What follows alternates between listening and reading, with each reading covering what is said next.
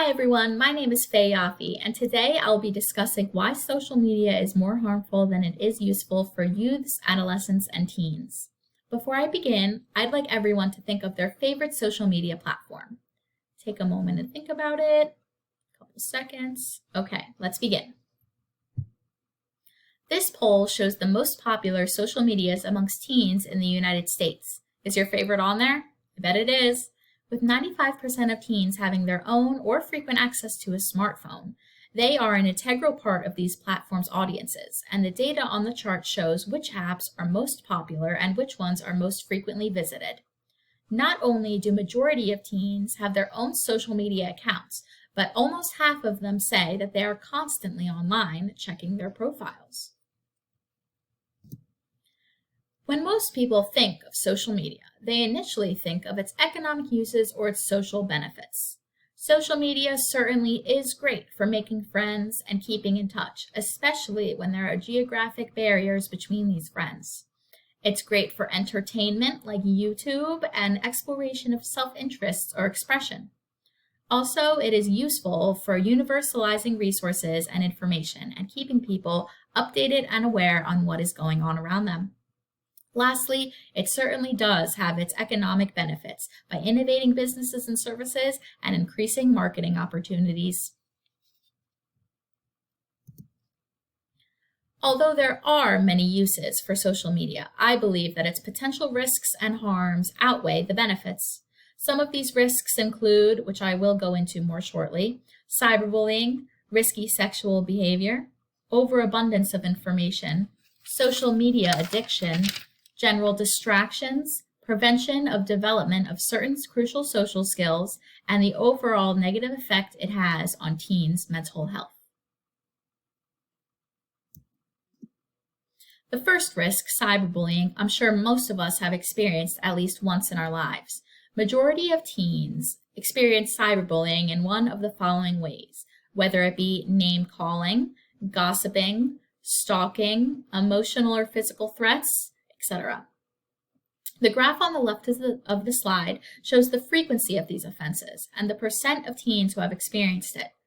Because social media allows one to hide behind an internet persona, kids are more likely to say offensive things that they would never say in public, which is, on top of the lack of censorship online, a major reason why cyberbullying is so frequent and so prevalent.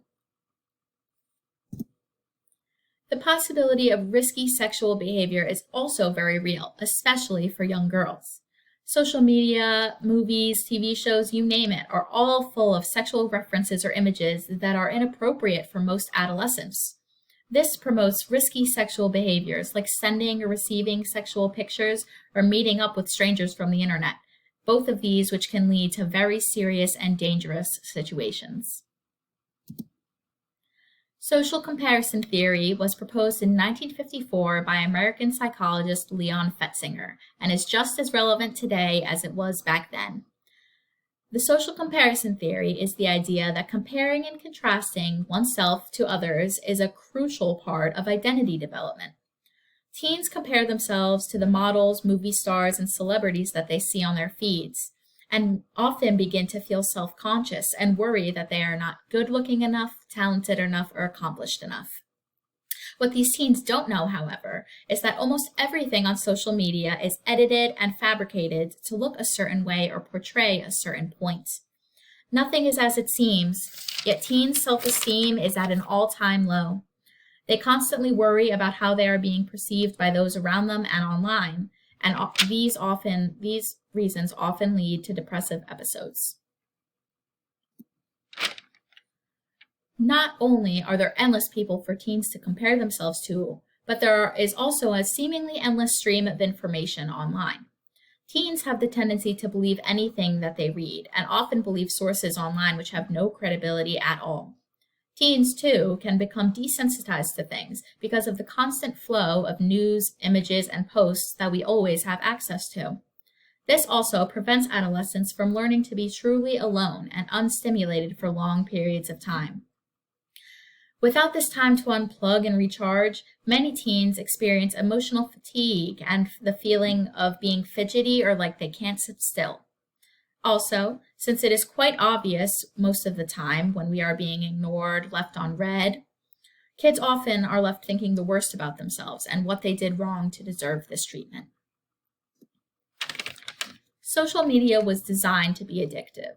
The way we scroll, the way our profiles and feeds are set up, how we like and comment on each other's posts, none of it is a mistake. It was all intended to make social media more addicting.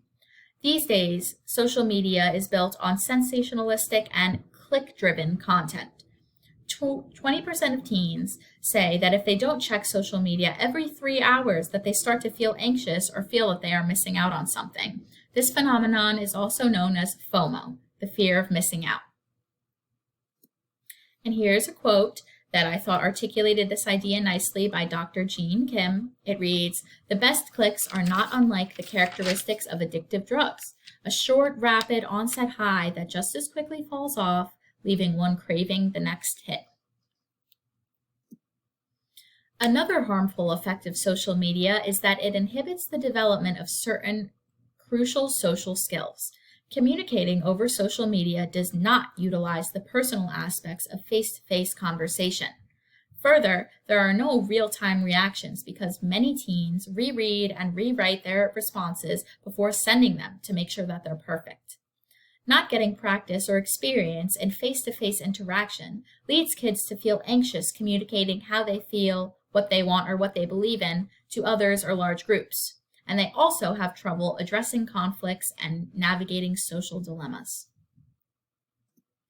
Lastly, I'd like to discuss the general negative effects that social media has on youth's mental health. Frequent social media use puts kids at higher risk of mental illness, such as Facebook depression, social media anxiety disorder, etc. There are many unhealthy mental patterns that teens can unknowingly fall into when browsing social media, which can then lead into obsessive, depressive, or even suicidal behaviors. So the big question is, what can we do to keep ourselves and our loved ones safe on social media? There are many ways to safeguard ourselves while on social media. Some of these ideas are as simple as staying educated on the possible risks and to remember that most of what posted on social media is not real. It also helps to limit how much time is spent on these platforms and to try and only interact with positive content to create a positive feedback loop. Staying aware of privacy and security policies and monitoring use are also ways to develop a safe and useful online experience. I'd like to thank everyone for listening to my presentation and have a wonderful day.